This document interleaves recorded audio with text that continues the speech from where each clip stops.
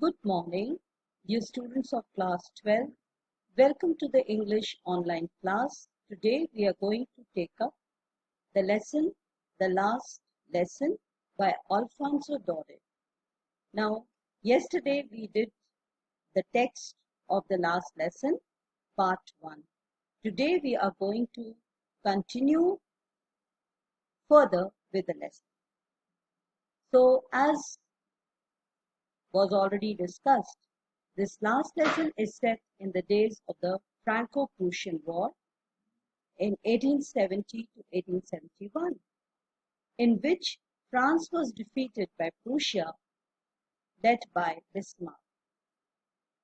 And in this story, we are reading how the effect of the passing on the two districts of Alsace and Lorraine into Prussian hands, what effect did it have on the people of that place? And especially with regard to the life at school. The lesson begins with Franz, a small school-going boy who was starting for school. He was scared because he was late that morning, and at the same time he dreaded the scolding of his teacher, as his teacher, Mr. M. Hamill, was strict and had asked the students to prepare the lesson on participles. And moreover, Franz had not prepared it. He did not know the first word about them. So he thought of bunking the school that day and spending the day out of doors. The temptation was that the weather was warm, bright, sunny day, and the birds were chirping at the edge of the woods. And in the open field back of the sawmill, Prussian soldiers were drilling. So these were the many attractions which were inviting him, which were tempting him not to attend school. But Franz was a strong-willed child, and he decided to resist all these temptations and instead attend the school and face the scolding of the teacher. As he passed by the town hall, there was a crowd in front of the bulletin board.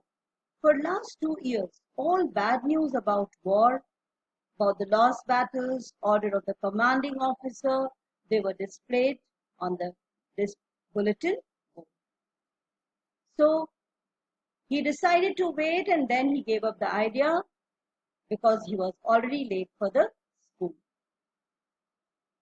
He met the blacksmith watcher who was with his apprentice reading the bulletin board.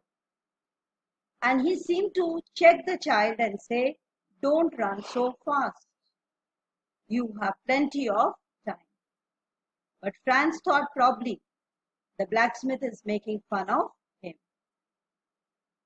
And when he reached M. Hamill's garden, which was the school premises, he was simply out of breath. The school had begun, and usually when the school began, there used to be great noise, which could be heard in the street, of the opening and closing of desks, lessons being repeated in unison, means all together, so loud that the children studying there had to put their hands over their ears in order to understand better, and the rapping of the teacher's ruler on the table. But today, there was no such noise. Probably, Franz thought that he would take the advantage of the confusion and noise, and he would sneak into his place, into his desk, without being noticed by anyone. But today, the school was as quiet as Sunday morning. So he peeped through the window and found that his classmates were already seated in their places, and M. Hamel was walking up and down with his terrible iron ruler under his arm. And little Franz had to open the door and go in before everybody. And he was scared that M. Hamel was going to scold him. He was terribly frightened and blushing. But nothing of that sort happened. When M. Hamel saw Franz, he rather said very kindly, "Go to your place, little Franz. We were beginning without you." So in fact, it seemed as if the entire class was waiting for little Franz to arrive. Immediately, he jumped over the bench, sat down at his place, and then, when he had got over his pride, he looked at his teacher. The teacher looked different. The teacher was wearing a beautiful green coat, frilled shirt, little black silk cap, all embroidered.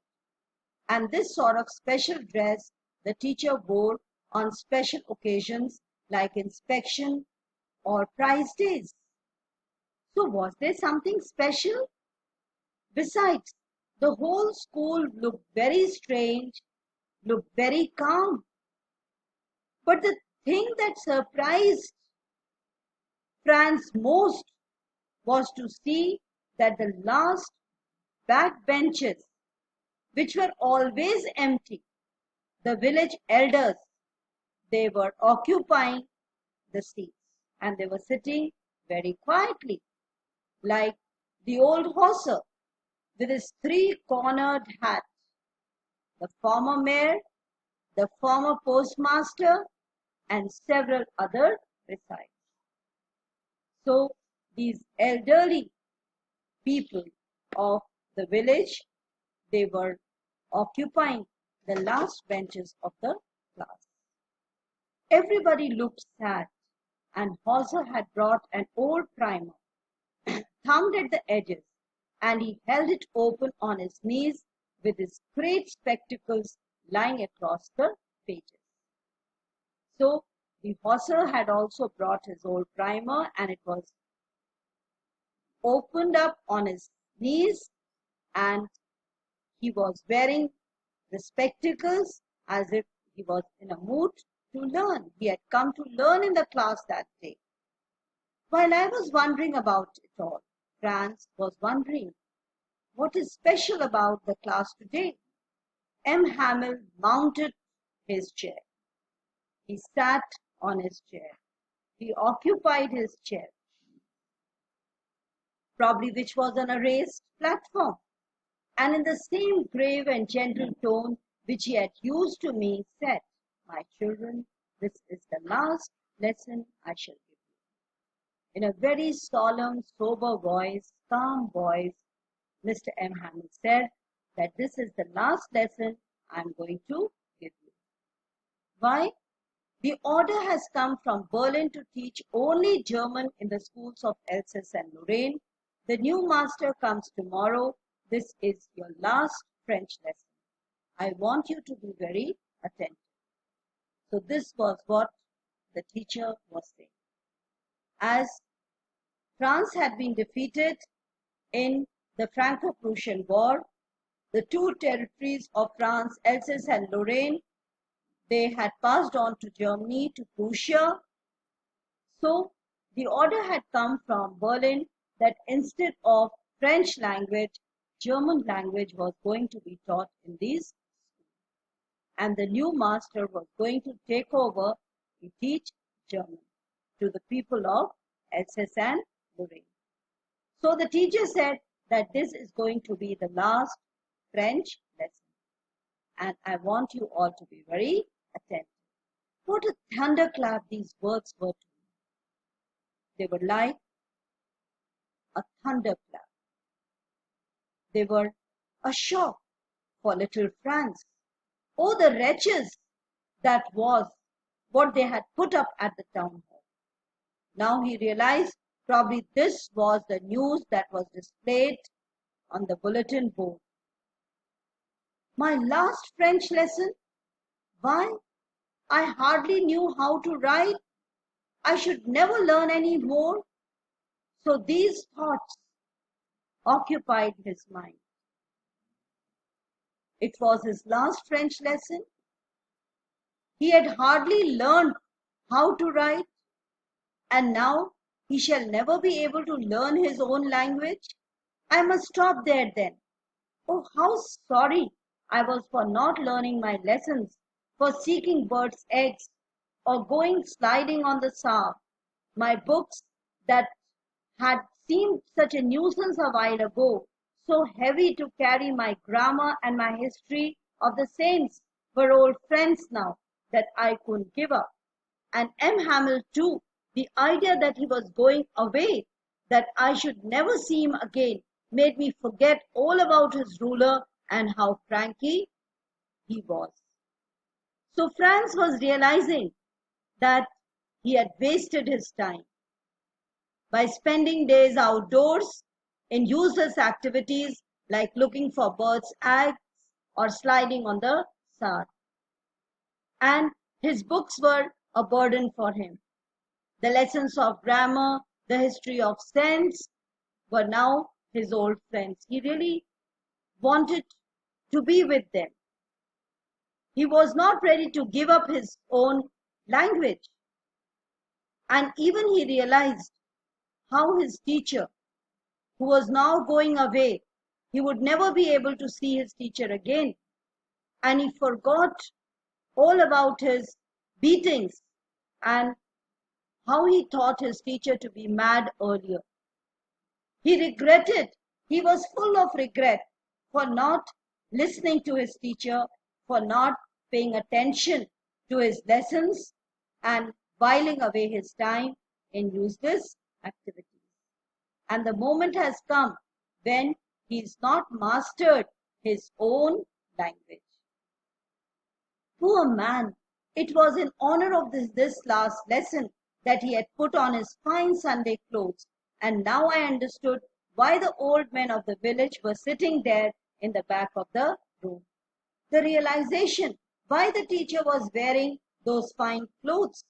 Probably it was his last lesson, and the old men of the village, they had come to the class, to the school, to pay their respects to the teacher for his remarkable service. It was because they were sorry too that they had not gone to school more. It was their way of thanking our master for his 40 years of faithful service and of showing their respect for the country that was theirs no more. So the village elders had come as a mark of respect to pay their respect, honor, tribute to the teacher for his 40 years of faithful service and for showing respect to their country, which was no more theirs now. It was in the hands of the Germans. While I was thinking of all this, I heard my name called. It was my turn to recite. Would I not have given to be able to say that dreadful rule for the participle all through, very loud and clear, and without one mistake? But I got mixed up on the first words and stood there, holding on to my desk, my heart beating and not daring to look up. So at this time he heard his name being called, and he was supposed to speak out the rule of participle. Although he knew few things and could have said, but then he was not able to speak out anything.